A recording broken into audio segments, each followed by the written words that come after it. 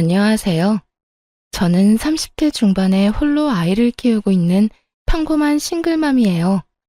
여러분은 미신을 얼마나 믿어요? 점, 사주팔자, 타로 이런 거 말이에요.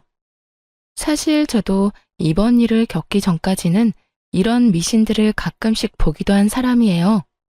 믿는다기보다는 안 좋은 소리를 들으면 평소보다 더 조심하거나 노력해서 화를 피해가야지 하는 생각 때문에 보기도 했지만 솔직히 흥미 위주로 많이들 보잖아요. 그렇게 가볍게 생각했는데 그걸 그렇게 맹신하는 사람들도 있더군요. 제가 이렇게 사연글을 쓰게 된 이유는 바로 그 미신을 맹신하는 사람들에 대해 이야기해 주고 싶어서예요. 그 사람들은 전 시댁과 전 남편이고요. 제가 얼마나 어이없는 일을 당했는지 한번 들어봐 주세요. 저는 병원의 임상병리사로 일하는 평범한 사람이에요. 남편은 평범한 회사원으로 저희 병원과 남편 회사가 가까웠기에 인연이 돼서 만나게 됐죠. 남편도 좀 기가 약해 보이는 사람이지만 착했고 시부모 될 사람들도 정상적으로 보였어요. 그게 착각이라는 건 얼마 안가 알게 됐지만요. 제가 처음으로 시부모가 이상하다고 깨달은 건 저희 부부가 결혼 후 살 집을 고를 때였어요. 아들아, 내가 너희가 고른 집 괜찮은지 한번 보러 갔는데 그 집이 참 안 좋다네. 너희들이 같이 있으면 안 좋은 일만 날 것이란다. 큰 흉사가 생길 곳이라는데 꼭 거기 가야겠냐? 아무리 봐도 난 영 끌리지가 않는데. 저희가 원하는 매물을 보고 와서 시부에게 말했을 때 시부는 하루만 기다려달라고 하더군요. 그리고 하루 뒤 우리에게 들려준 말이 저 말이었어요. 솔직히 저는 당황했고 남편도 저와 다를 바 없었어요. 저 아버님, 그게 무슨 말씀인지 안 좋은 곳이라는 건 어떤 의미로 안 좋다는 거예요? 입지가 별로라는 말씀이신지 아니면 뭔가 하자가 있는 집이라는 거예요? 아니야. 그런 거 말고 내가 풍수지리로 용한 곳을 알고 있거든.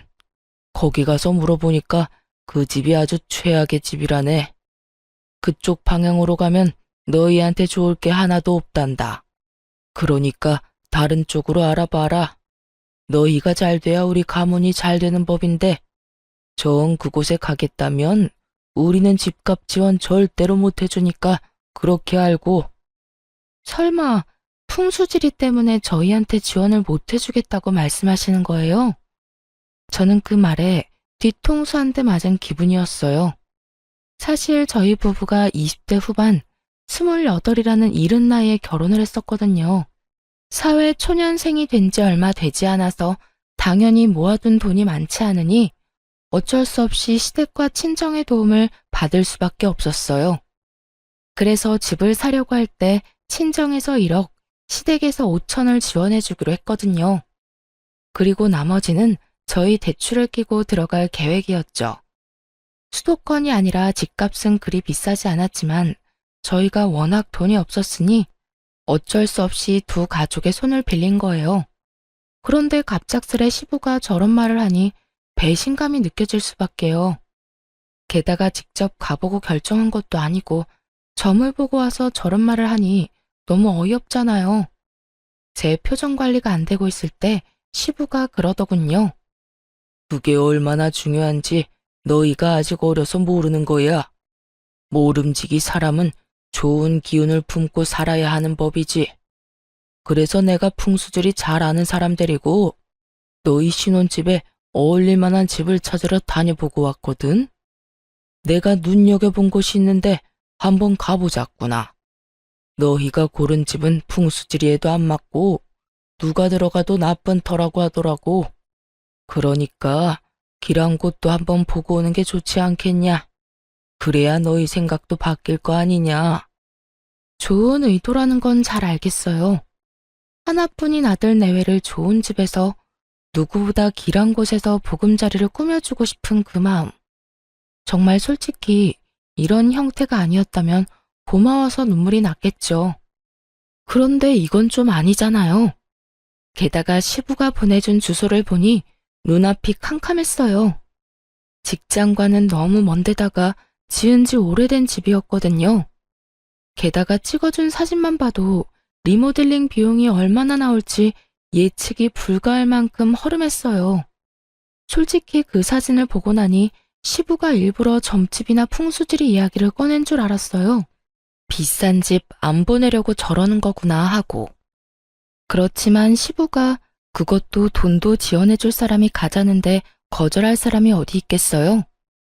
결국 울며 겨자 먹기로 시부를 따라 나섰죠.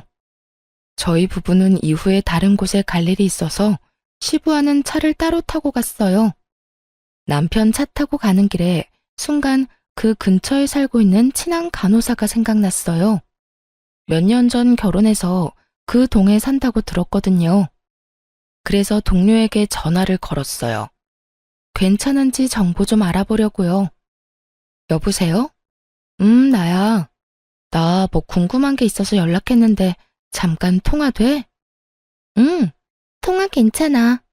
무슨 일인데 이렇게 전화로? 내일 병원 가서 물어보면 되지.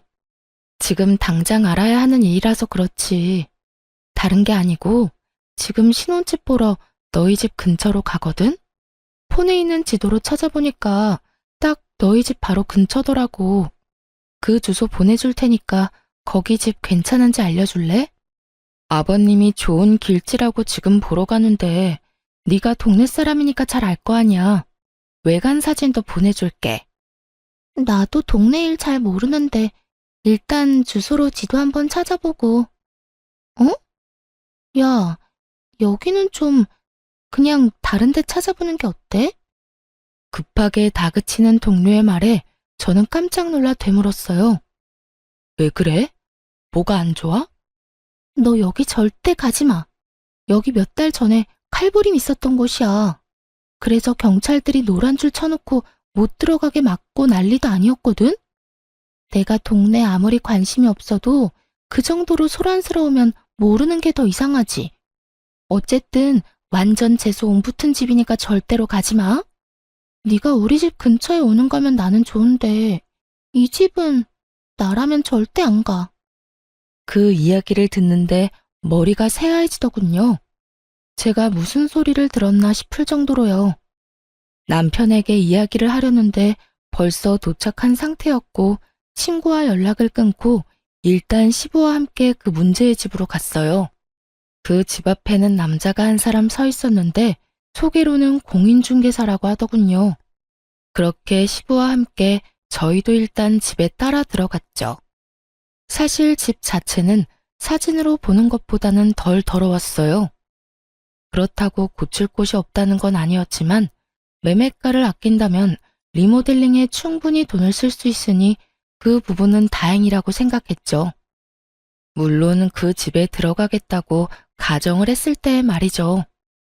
저는 이곳에 들어갈 생각이 이미 눈꼽만큼도 없었거든요. 집을 둘러보는 내내 시부는 이 집이 얼마나 길한지, 빛과 채광이 얼마나 좋은지, 기운이 얼마나 좋은지를 귀에 딱지가 않도록 주절거렸어요. 그리고 저는 말 한마디 없이 냉랭한 표정으로 공인중개사의 입만 쳐다보고 있었고요. 해줘야 할 말을 안 하더군요. 그래서 제가 물었어요. 그런데 공인중개사님, 궁금한 게 있는데 왜 이 집이 문제 매물인 건 이야기 안 해주세요? 예? 모른 척 하지 마세요. 제가 이 근처 사는 직장 동료한테 이미 들었는데요. 여기 몇 달 전에 칼부림 났었다면서요? 그래서 경찰들 와서 난리도 아니었다는데 설마 그걸 모르셨던 건 아니죠? 제 말에 남편과 시부의 얼굴이 확 일그러지더군요. 저는 일부러 시부 보는 앞에서 공인중개사를 더 추궁했어요. 솔직히 말이 안 되잖아요. 중간에 다른 사람이 살았던 것도 아니고 그렇게 큰일이 있었는데 저희가 매매 계약하고 나서 이 사실을 알았으면 얼마나 찝찝했겠어요? 저희는 아무리 돈 없어도 이렇게 재수없는 집은 안 들어가요. 저희 아버님이 풍소질이랑 기운에 얼마나 민감한지 모르시죠? 오늘도 좋은 곳이라고 해서 왔는데 이런 식으로 사람 속이시면 그게요. 그런 일이 있기는 했는데 시간도 좀 오래되기도 했고 무엇보다 매물이 워낙 싸지 않습니까? 이 정도 번화가에 이 가격이면 솔직히 거저나 다름없죠. 아무리 돈을 적게 줘도 문제 있는 곳이면 이야기는 해줬어야죠. 그리고 지역 신문에 날 정도면 엄청 큰일이죠. 제 직장 동료가 바로 이 근처 살거든요. 집 주소 알려주니 단번에 알던걸요. 아무리 풍수지리가 좋고 길지면 뭐해요? 딱 봐도 재수 안 붙은 집이잖아요. 아버님, 저희 이런 집에 들어가게 하실 생각이셨어요? 제가 경악스럽다는 표정으로 묻자 그제서야 시부가 당황하더군요. 언제나 미신을 그렇게 따지면서 우리에게 완전 안 좋은 일이 있었던 집에 들어가라고 강제로 들이민 거나 마찬가지잖아요. 제 물음에 시부가 손을 내저으며 변명하더군요. 그럴 리가 있겠냐? 나는 다 너희 좋은 곳에서 살았으면 해서 그런 거지. 나한테 그런 나쁜 마음 같은 건 없었어. 오해다. 진짜 오해야. 그런데 공인중개사 양반, 진짜 그런 일이 있었던 게 맞습니까? 왜 저번에는 저한테 그런 이야기를 안 해줬어요? 저번에는 오셨을 때 두 분이서만 이야기하셨잖아요. 제가 뭐라고 이야기하려고 하면 모르는 사람은 좀 빠지라고 하시더니 설명을 해주려고 해도 싫다고 할 때는 언제고. 그래도 이 매물은 그 부분만 빼면 다 좋잖아요. 건물이 낡았지만 전기나 가스, 수도 같은 건 문제 하나도 없고 동네가 더럽고 허름한 것도 아니고 지하철역하고 멀지도 않으니까. 그리고 무엇보다 매매가가 이 근방에서 찾아보기 힘들 만큼 싸잖아요. 요새는 일부러 싼 곳 찾아오는 사람들도 많아서. 이 사람이? 우리 아들이랑 며느리는 이제 막 결혼해서 마련하는 첫 번째 집인데 이런 집에 어떻게 들어가? 말이 되는 소리를 해야지. 이런 집이라는 거 알았으면 내가 반대했을 거야. 되려 호통치는 시부의 그 모습에 저는 속으로 코웃음을 쳤어요. 이 집에 와서 확인해보라던 시부가 할 말은 아니잖아요. 여기까지 끌고 온 게 본인이면서 애꿎은 공인중개사만 혼내고 있으니 어이가 없었죠. 그리고 한편으로는 안심도 됐어요. 이런 집에 들어가라고 할 리도 없을 테니까요. 그렇게 미신을 중요시하는 시부가 이런 재수없는 집에 들어가도록 놔둘 리가 없잖아요. 그런데 그 뒤에 시부가 한 행동에 완전 질려버렸어요. 시부가 부랴부랴 어디론가 전화를 걸더라고요. 나요. 이 집에서 칼부림 났었다는데 이게 도대체 어떻게 된 일이야? 자네 말로는 좋은 집이라며. 길지라서 살면 두고두고 좋을 집이라더니 몇 달 전에 이 집에서 사람 죽어서 경찰까지 왔었다는데 잘 봐준 거 맞아? 시부의 그 말에 상대방이 뭐라고 했는지는 모르겠는데 그 뒤에 이어진 시부 말은 저를 더욱 경악스럽게 했어요. 아, 그러면 굿 한 번 하고 들어가면 된다고? 그럼 굿 한 판에 얼마 정도 하는가? 1,000만 원 정도는 받아야 한다고? 너무 비싸기는 한데 그래도 받아야 정상적으로 쓸 수 있다는 말이지? 알겠어. 필요한 준비물 같은 거 있으면 미리 말해주게. 시간도 길한 시간 골라서 알려주고. 이 집을 포기한 건 아닌지 굿을 하겠다는 말을 하더군요. 분명히는 저나 상대방이 굿을 권한 거겠죠. 그 말에 저는 열이 받았어요. 굿이라니. 저는 절대로 굿을 한 집이나 사람 죽어나간 집에서 살고 싶은 마음이 없었어요. 그런데 우리 부부의 생각은 묻지도 않고 자연스레 굿 이야기를 하는 시부에게 소리쳤어요. 아버님, 잠시만 전화 끊어보세요. 응? 중요한 이야기 하는 중인데 내가 이따가 다시 전화할 테니까 조금만 기다려봐. 전화를 끊은 시부에게 제가 말했죠. 아버님, 아무리 그래도 그거 가지고 구술하는 건 좀 아닌 것 같아요. 그냥 차라리 다른 곳을 알아보는 게 어떨까 싶은데요. 좋은 집 찾는데 들인 돈도 있으실 텐데 굳이 나쁜 집에 굿까지 해서 사는 건 아닌 것 같아서요. 제 말에 골똘히 생각하던 시부가 고개를 끄덕이더군요. 하긴 워낙에 비싼 돈이었으니 고개를 끄덕일 수밖에요. 저는 공인중개사를 보며 말했어요. 저희 시아버지께서 기운이 좋은 집을 좋아하세요. 풍수질이나 뭐 이런 것도 좀 보시고요. 근데 공인중개사들이 생각하는 그런 집은 어떤 집일까요? 그거야. 그 집에 살면서 로또에 당첨이 됐거나 원하던 걸 이뤄서 더 큰 집으로 가거나 돈을 많이 모아 더 좋은 곳으로 가는 집이 좋은 집이죠. 그런 집들은 대개가 기운이 좋다고들 하거든요. 그 이야기를 듣자마자 저는 믿져야 본전이라는 생각으로 저희 부부가 처음에 가길 원했던 집의 계약을 맡은 공인중개사에게 스피커폰으로 전화를 걸었어요. 네, 며칠 전에 집 보고 갔던 사람이에요. 그 아파트 말인데요. 혹시 전 주인분이 왜 이사하시려는 건지 알 수 있을까요? 그 집이요? 거기 부부가 원래는 집을 지으려다가 돈이 모자라서 그 집 매매해서 들어갔다고 하더라고요. 그런데 얼마 전에 집값도 많이 올랐고 목표로 하던 금액도 모여서 이참에 그 집 팔고 외곽에 고급 주택 지어서 갈 거라고 하더라고요. 들어간 지 5년 만에 더 큰 집으로 갔으니 집 기운이 좋은가 봐요. 그 사람들 전에 주인도 짧은 기간에 돈 많이 모아서 더 큰 집으로 갔거든요. 완벽해 보이지는 않아도 이력을 따져보면 그 집만큼 괜찮은 집도 없어요. 그러니까 그게 진짜인지 가짜인지는 정말로 아무 필요도 없었어요. 공인중개사가 그렇게 말해주는 바람에 저희 부부 선택이 완벽했다는 게 증명이 됐으니까요. 그리고 그 집이 풍수지리상 길지인지 흉지인지도 전혀 관심 없었어요. 다만 시부가 알려준 집은 누가 봐도 재수없어 보여서 들어가기 싫었던 거고요. 그 사람의 말을 듣는데 시부도 더 이상 아무 말도 못하더군요. 아버님, 그렇다는데 혹시 원래 제가 말씀드렸던 곳으로 계약해도 될까요? 굳이 큰돈 들여서 흉흉한 집을 좋은 집으로 바꾸느니 그냥 다른 사람들에 의해 검증된 집에 가는 게 좋잖아요. 그래도 너희들한테는 그 집이 흉지라는데 너희가 계속 아플 거라고 해서 내가 그랬던 거지. 너희들이 상관없으면 그냥 그 집으로 하거라. 결국 시부의 허락을 받게 된 저희는 원래 봐두었던 집에 신혼집을 꾸리게 됐어요.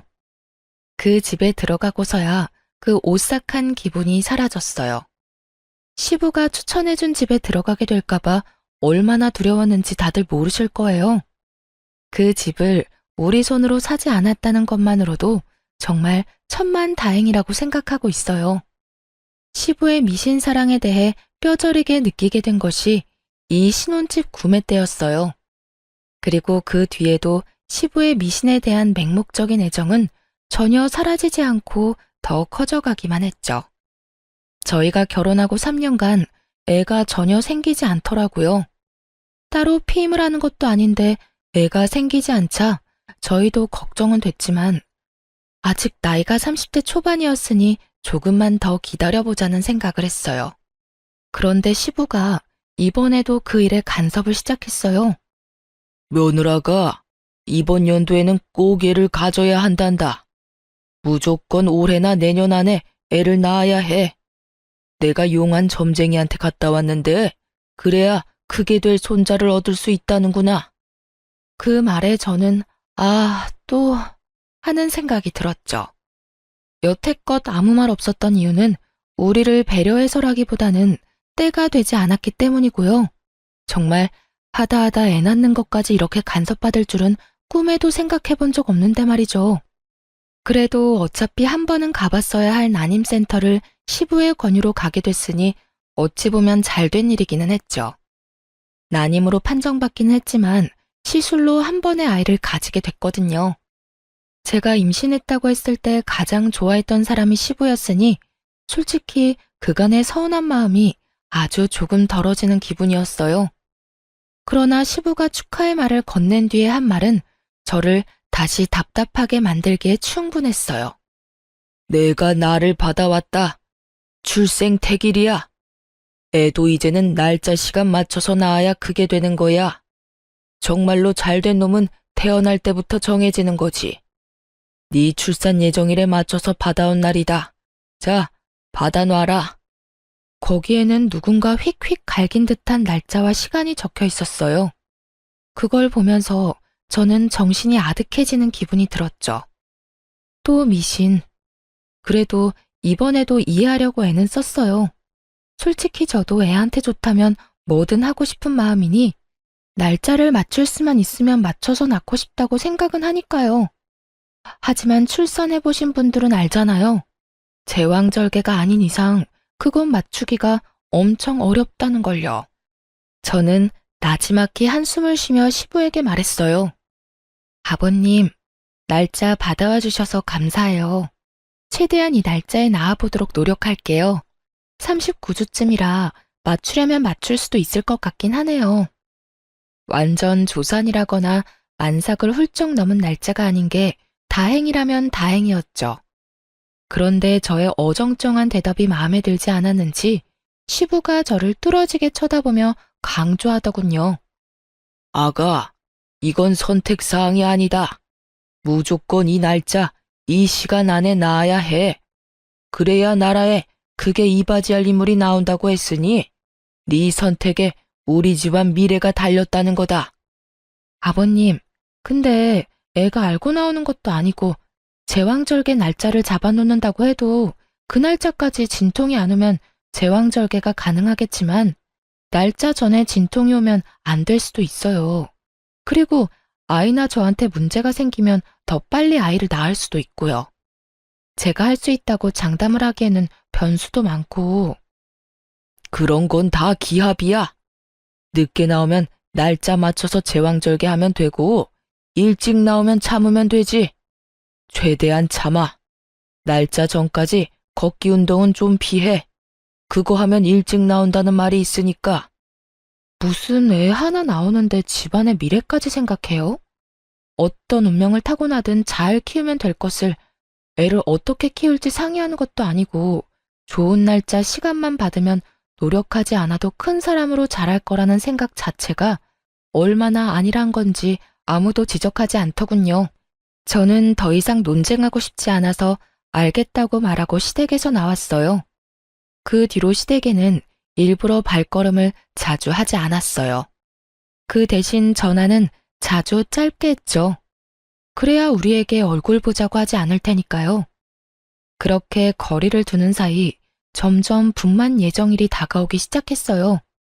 직장에 출산, 육아휴직을 위한 대체자를 구하지 못한 터라 38주가 될 때까지 꽉꽉 채워서 일을 했어요. 그리고 39주, 시부가 선택한 출산 태기를 하루 앞두고 결국 진통이 시작됐어요. 사실 이슬은 더 일찍 비쳤지만 통증이 없으니 병원에서는 오지 말고 진통 시작하면 오라고 했거든요. 그래서 기다렸던 건데 결국 얼마 지나지 않아 진통이 시작되더라고요. 일단 남편과 병원으로 향하는 내내 애가 잘못되지는 않을까 하는 생각만 했어요. 그리고 처음으로 아이를 낳는 두려움만 가득했죠. 그렇게 병원에 갔더니 문이 많이 열려서 지금이라도 힘을 줘야 한다고 하더군요. 게다가 애가 배 위에서 아래쪽으로 이미 내려오고 있는 상태라 힘을 줘서 빼내는 것만 남았다고 하더군요. 70% 진행된 상태라 무통도 못 맞는다고 하더군요. 출산 태기를 24시간 앞둔 시간이었어요. 저는 날짜 같은 건 생각도 안 났어요. 의사 선생님이 하는 말을 들으며 고개만 끄덕였죠. 비상 상황에 믿을 수 있는 사람은 의사뿐이니까요. 그렇게 모든 준비를 끝내고 진통으로 애를 밀어내고 있는데 남편이 자기 폰을 제 귀에 대어주더군요. 귀에 들리는 건 시부의 목소리였어요. 아가, 좀만 힘내라. 절대로 애를 일찍 낳으면 안 돼. 무조건 시간 끌어야 한다. 지금 낳으면 완전히 우리 집안 쪽박 차는 거야. 내일 낳아야 돼. 시간은 못 맞추더라도 날짜는 내일 날짜로 맞춰야 돼. 죽어있던 배의 힘이 쑥 빠지는 소리였죠. 이 상황에 참으라니. 뱃속이 지금 엉망진창이고 통증으로 정신도 오락가락하는 상황에 저런 말을 하는 시부도 참 대단한 사람이긴 했죠. 분만 직전이라 이 안쪽까지는 들어오지 못하고 시부는 밖에서 남편을 시켜 제게 계속 압박감을 불어넣었어요. 거기다 간호사와 의사까지 난처한 표정으로 남편에게 와서 말하더군요. 밖에서 보호자분께서 지금 막무가내예요. 나가서 진정 좀 시켜주세요. 지금 제왕절개가 안 될 정도로 자궁문이 많이 열린 상태라 어차피 자연분만 해야 합니다. 밖에서 할아버님이 내일까지 출산을 미뤄달라는데 그러면 아이도 산모도 위험해요. 위험하다고 말씀을 아무리 드려도 안 된다고 난리를 치시는데 저희는 생명을 위험하게 만드는 사람이 아니잖아요. 보호자분이 밖에 나가서 정리 좀 해주셔야 될 것 같은데요. 딱 들어도 의사 화가 많이 난 목소리였죠. 병원에서 일하고 있는 저도 자주 보거든요. 바빠 죽겠는데 진상 환자가 있으면 짜증이 2배가 아니라 10배로 늘어난다는 걸요. 게다가 환자도 아닌 보호자 때문에 환자까지 위험하게 생겼으니 그 위험에 따른 불안감도 한몫할 거고요. 그런데 웃긴 건 남편이 멀뚱하게 서 있던 거였어요. 당신 뭐해? 나 지금 당장 애 낳아야 해. 너무 아프다고. 그치만 아버지가 날짜 꼭 지켜야 한다고 하셨는데. 나 죽어나가도 그 말 할 거야? 네 앞에서 애랑 나랑 둘이 나란히 잘못되는 거 봐야 정신 차릴래? 애한테 무슨 일 생기면 당신네 가문에 미래고 뭐고 아무것도 없을 줄 알아? 저는 다 때려치고 빨리 낳고 싶은 마음뿐이었어요. 게다가 제왕절개를 안 해도 될 정도로 자궁문이 많이 열린 상황이었죠. 제 말에도 남편 놈이 우물쭈물하자 저는 열받아서 의사에게 말했어요. 의사 선생님, 주 보호자 필요 없고 환자인 제가 말할게요. 그리고 보호자 서명 뭐 이런 거 필요하시면 남편 말고 밖에 있는 저희 친정어머니한테 사인 받으시고요. 제 목소리가 밖에 다 들렸는지 시부가 밖에서 고함을 지르더군요. 무슨 소리야? 기다려. 내일 낳아야 된다고 내가 말했지? 어이, 의사 선생, 참을 수 있다니까. 조금만 시간 좀 더 끌어. 사돈, 이제 그만 좀 하세요. 동네 창피하게 왜 병원에서 난리예요? 그리고 왜 출산을 맞추려다가 내 딸까지 죽일 일 있어요? 당신네한테는 손주가 소중하겠지만 우리한테는 딸이 더 소중하거든요. 어디서 태어나지도 않은 애 출산을 맞추려고 내 딸 죽이려고 해. 경고하는데 내 딸한테 문제가 생기면 나 당신들 절대로 그냥 안 둬.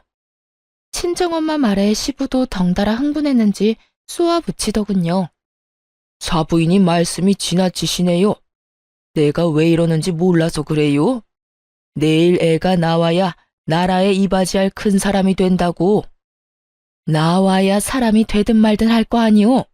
저러다가 둘 다 잘못되기라도 하면 그쪽이 책임지실 거냐고. 여기서 병원 업무 방해하면 의사 선생이 아니라 내가 당신 경찰서에 신고해버릴 거니까 지금 당장 여기서 나가세요. 사람들 보기 창피하지도 않아요?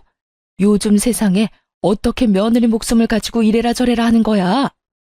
친정엄마의 따끔한 말과 주변 사람들의 더 따가운 눈총에 결국 시부는 쫓겨나듯 병원 밖으로 나갔어요. 친정엄마의 호통 소리를 들으며 저는 다시 마음의 안정을 찾았고 바로 분만을 하러 들어갔어요. 조금만 더 늦었어도 큰일 났을 거라고 의사가 말하는데 정말 속이 부글부글 끓었죠. 아이를 출산하며 감동으로 가득 차야 할 시간에 시부와 남편놈 때문에 그 감동이 엉망이 돼버렸으니 결국 화가 난 저는 출산을 마치고 남편에게 따졌어요. 당신 도대체 무슨 생각으로 아버님 편 든 거야? 설마 당신도 그 출생 날짜에 정신 팔린 거야? 나도 당황했어. 나도 두 사람 사이에서 어쩔 줄 몰랐다고. 누구를 따를지 나도 고민하고 있었거든. 그걸 어떻게 고민해? 당신 진짜 내가 죽어나가도 아버님 편들 생각이었어? 미쳤어? 설마 당신도 그 미신 믿는 거야? 그게 아무리 중요해도 목숨보다 더 중요한 거야? 그러니까 미안하다고 지금 사과하잖아. 늦었어. 이제 와서 무슨 사과야? 나 몸조리 친정에 살 거니까 당분간 만나러 오지 마. 결국 저는 화를 내고 조련 퇴소 후 친정에 몸조리하러 갔어요. 솔직히 남편에게 화가 난 건 둘째치고 시댁 어른들 얼굴 볼 일이 더 짜증나서 일부러 친정에 간 거였거든요. 친정엄마랑 그렇게 큰 소리 내며 싸운 시부가 친정에 올 수 있을 리 없으니까요. 시부가 와 봐야 할 말은 하나밖에 더 있겠어요. 사실 애 낳은 그날 저녁 전화로 생생하게 듣긴 했죠. 넌 어떻게 그걸 못 참고 그렇게 애를 빨리 낳았어?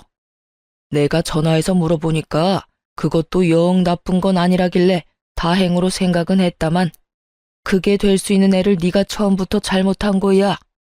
아버님, 제가 아무 말씀 안 드리려고 했는데 진짜 해도 너무하시네요. 제가 위험하다는 말 의사 선생님한테 들으셨죠? 그런데도 어떻게 그 상황에서 더 버티라는 말씀을 하셨어요? 제가 진짜로 잘못되기라도 했으면 어쩔 생각이셨어요? 아니, 너야말로 너무 네 생각만 하는 거 아니냐? 네가 결혼해서 우리 집에 들어온 게 그냥 너 좋으라고 하는 일인 줄 알아? 자식 손주들이 잘 돼야 집안이 평안한 법이다. 그래서 내가 그렇게 하루 늦게 나으라고 했는데 그걸 못 참아서 이 난리를 피우고. 적반하장인 시부를 보니 정이 다 떨어지더군요. 그래서 시부에게 통보했어요. 그래서 지금 제가 대역 죄인이네요? 그러면 속이라도 편하시게 제가 안 보이는 게 답인 것 같네요. 앞으로는 시댁 일에 절대 참견 안 할 테니 걱정 마세요. 그리고 아버님, 손주 어차피 마음에 안 드시죠? 잘 됐네요. 앞으로 저랑 제 아들은 시댁 일에 더 이상 관여 안 할게요.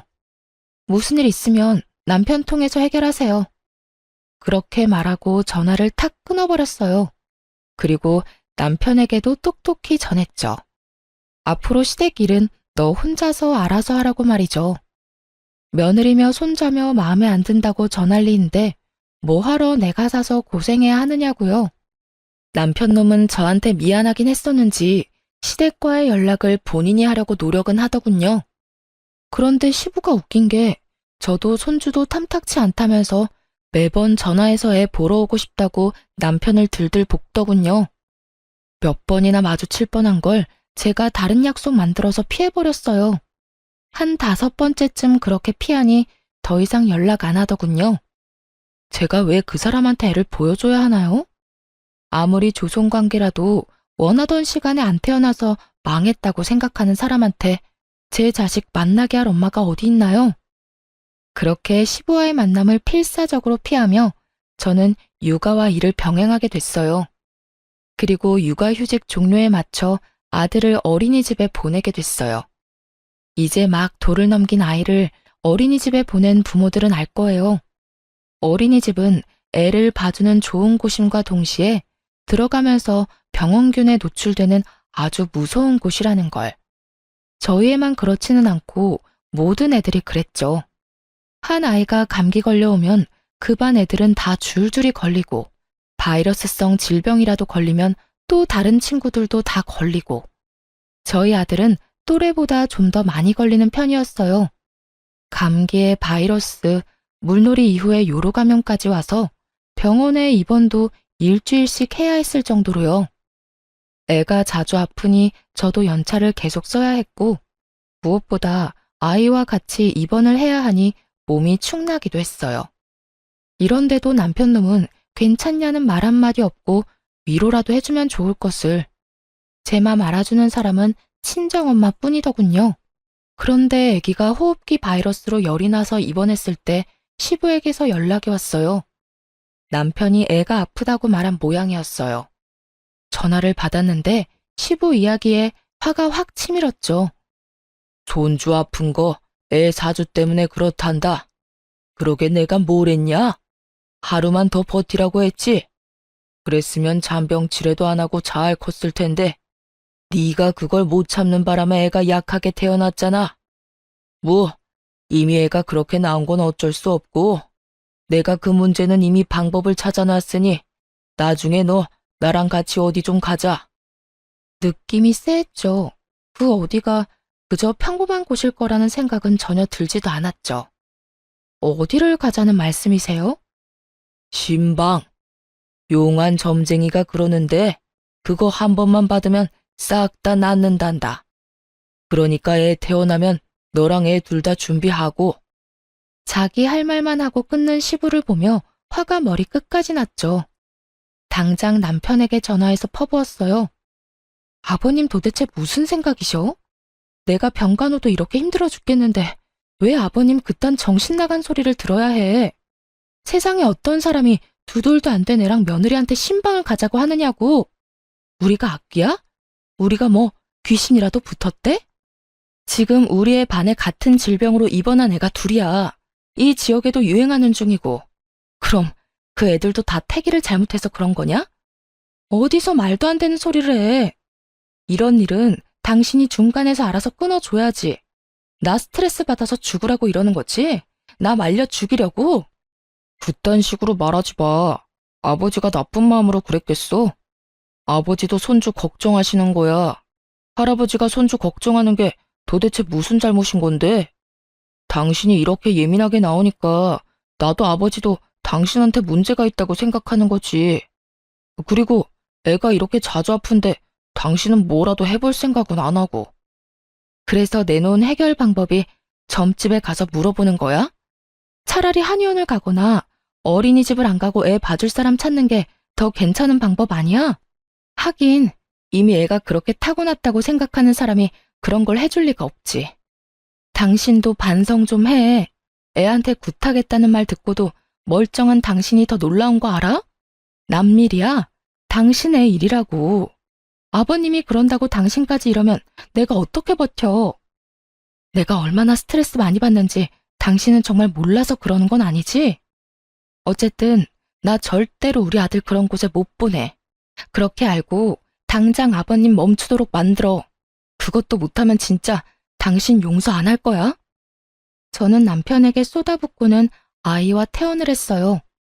그런데 아무리 생각해도 시부가 여기서 포기할 것 같지 않더라고요. 점쟁이가 애를 데려오라고 했다는 거 보면 분명 애도 데려가라고 기를 쓰겠죠. 그 생각하니 온몸이 오싹하더라고요. 분명 집으로 찾아올 것 같아서 애랑 친정으로 갔어요. 설마 여기까지 와서 소란 피우지는 않겠지 싶었는데 웬걸 여기까지 쫓아왔더라고요. 남편이 같이 왔길래 남편이 시부를 말려주려나 싶었는데 두 사람 다 애 내놓으라고 난리더군요. 여보, 나와 이야기 좀 해. 애한테 나쁠 거 하나 없다고. 한 번만 하면 돼. 돈도 아버지가 다 내준다는데 그 정도는 괜찮잖아. 빨리 나와봐. 당신 미쳤어? 이젠 말이 안 통하네. 우리 이혼해. 여기서 이러지 말고 이혼하자고. 내 아들 데리고 그딴 짓거리 하는 거 난 못 봐. 딴 여자랑 결혼해서 낳은 애로 뭔 짓을 하든 난 상관 안 할 테니까 그냥 나랑 이혼이나 해줘, 이 미친놈아. 그때 저희 어머니가 부엌에서 부시럭거리더니 뭔가를 가득 담은 종이박스를 들고 현관 앞으로 가더군요. 중문 앞에 그걸 놔두고는 그 상자 안에 있는 걸 들어 올리더군요. 그리고는 현관문을 열고는 들고 있던 걸 냅다 확 뿌렸어요. 이게 뭐야? 아우짜! 소금? 그래, 소금이다. 나이도 지긋하신 양반이 어디 사돈 집에 와서 행패야? 상갓집 갔다 와서도 안 뿌리는 소금까지 뿌리게 만들 정도로 완전 재앙 같은 인간이 당신이야. 감히 내 딸이랑 내 외손주한테 굿을 해? 이 정신 나간 노친네가? 늙으려면 곱게 늙어. 나이는 뒷구녕으로 처먹었냐? 지금 당장 우리 집 앞에서 안 떠나면 소금보다 경찰에 신고해서 잡아가도록 만들 거요. 어디서 사기꾼 같은 놈한테 속아가지고 여기 와서 지랄 연병을 떨어? 시부와 남편이 뭐라고 말하려고 할 때마다 친정엄마는 상자 안에 가득한 각양각색의 소금을 시부와 남편에게 탈탈 뿌려댔어요. 입으로 들어오는 짠맛에 말도 못하고 침만 퇴퇴 뱉는 두 사람에게 친정엄마가 꽥 하고 소리쳤어요.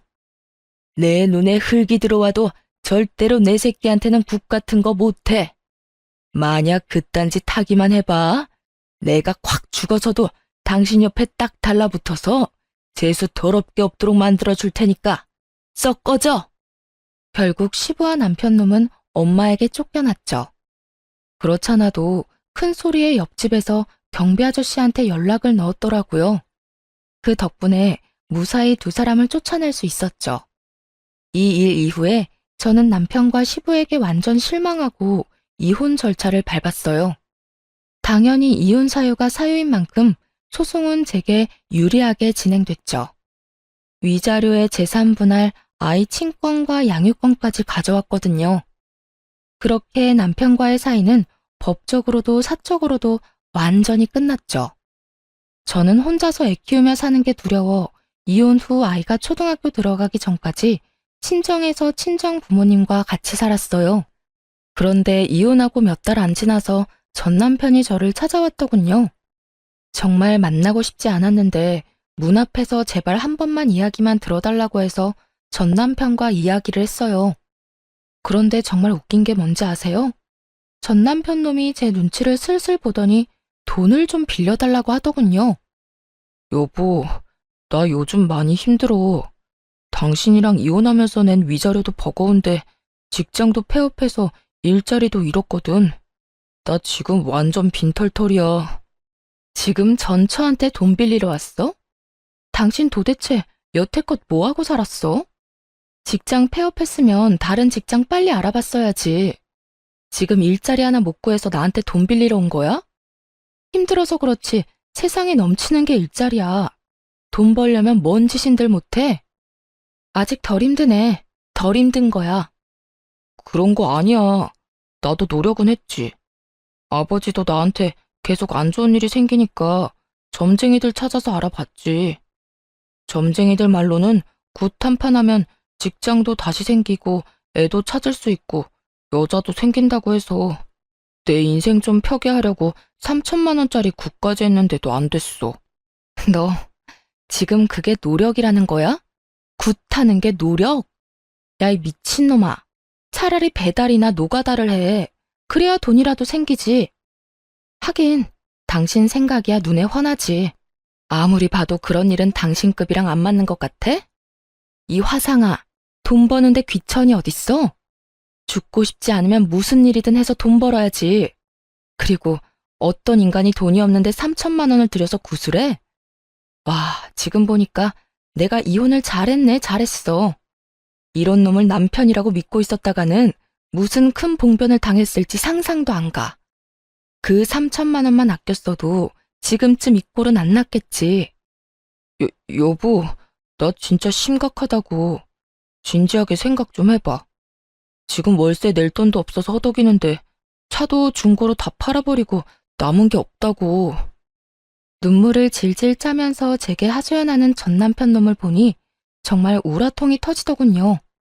왜 여기 와서 나한테 이야기한들 뭐가 나아지냐고요. 여보라고 부르지도 마. 그래서 굿한 결과가 지금 이거야? 이혼한 전처 찾아와서 돈 빌리는 거? 점쟁이가 그건 안 알려줬나 보네. 내가 돈 절대 안 빌려준다는 거. 그거 알았으면 네가 여기까지 왔겠어? 나도 믿기는 싫었어. 하지만 아버지가 계속 해보라면서 난리잖아. 그렇게 구슬 한 번 했는데도 직장은커녕 면접 보는 족족 다 떨어지니까 그 뒤에 그 점쟁이 찾아갔는데 도망가고 아무도 없더라고. 사기당한 거지. 아버지는 그걸 인정 못하셨고 나도 아버지 제정신으로 돌려보려고 애썼는데 안 되더라고. 용한 곳은 다 돌아보느라 집안의 살림살이도 거덜났어. 아버지 집까지 팔아서 비싼 부적도 사고 굿까지 몇 번을 했는지 정말 아버지가 집 팔았다는 이야기 듣자마자 아버지가 무슨 짓을 했는지 소름이 돋을 정도로 현실적으로 와닿더라고. 당신이라도 정신을 차리고 있었어야지. 미신 같은 거 믿을 생각하지 말고 노력을 했었어야지. 지금도 당신 꼴 좀 봐. 이게 뭐 하는 거야? 그래서 돈 다 잃고 지금 후회한 사발 들이키면서 전처한테 눈물 콧물 흘리면서 돈 빌려달라는 거 우습지도 않아? 멀쩡한 몸뚱어리 놔두고 쉽게 돈 얻어볼 생각으로 이혼한 전처한테 찾아온 것도 어지간히 뻔뻔하지 않으면 못할 짓이긴 하지. 지금 이럴 시간에 알바라도 해서 돈이나 벌어. 네 자식 키울 양육비는 미루지 마. 제 말에 전 남편은 아무 말도 못하고 입만 앙 다물고 고개만 푹 수그리고 있더군요. 그 꼴 보니 답답해서 소리를 한 번 더 질렀어요. 당장 가서 일하라고. 배달이든 상하차든 공사판을 뛰든 지금 당장 할 수 있는 일을 해서 돈이나 벌어. 그렇게 전 남편은 본전도 못 찾고 돌아가야 했어요. 도대체 저는 왜 찾아온 건지 이해가 안 가더라고요. 저 찾아올 시간에 무슨 일이라도 했으면 이 정도로 허덕이지는 않았겠죠. 나중에야 들은 이야기이긴 한데 시부가 미신을 맹신하며 여기저기 돌아다니면서 쓴 돈만 2억이 넘는다더라고요.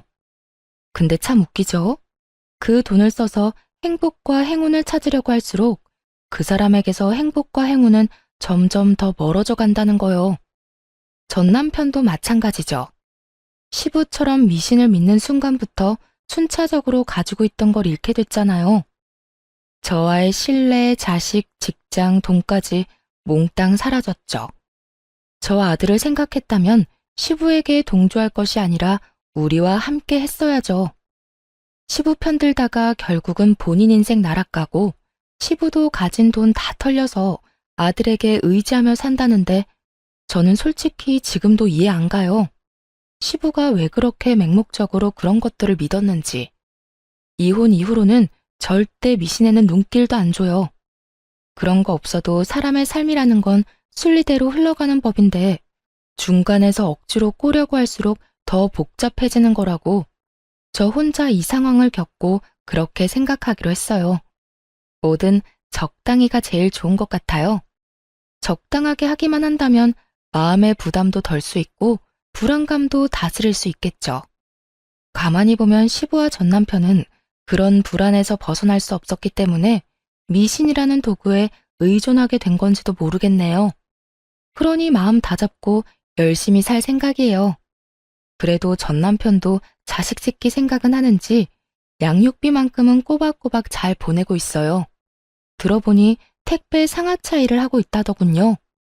하려면 할 수 있는 일인 것을 왜 그때는 깨닫지 못했는지 참 이해가 안 가긴 합니다만 후회는 언제나 늦은 법이고 떠나간 버스는 다시 돌아올 일 없으니 그것도 전 남편이 만든 결과죠.